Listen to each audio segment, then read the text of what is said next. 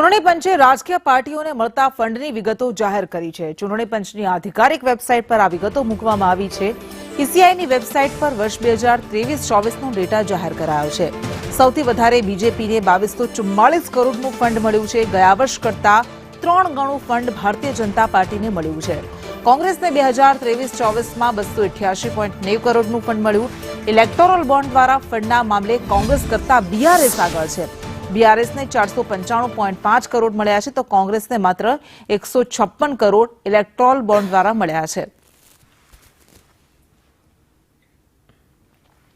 તો ચૂંટણી પંચ દ્વારા હવે ફંડની વિગતો કયા રાજકીય પક્ષને કેટલું ફંડ મળ્યું છે તેને લઈને વિગતો જાહેર કરવામાં આવી છે। સૌથી વધારે ફંડ 2244 કરોડનું ફંડ ભારતીય જનતા પાર્ટીને મળ્યું છે, જે ગત વર્ષ કરતા 3 ગણું વધારે છે।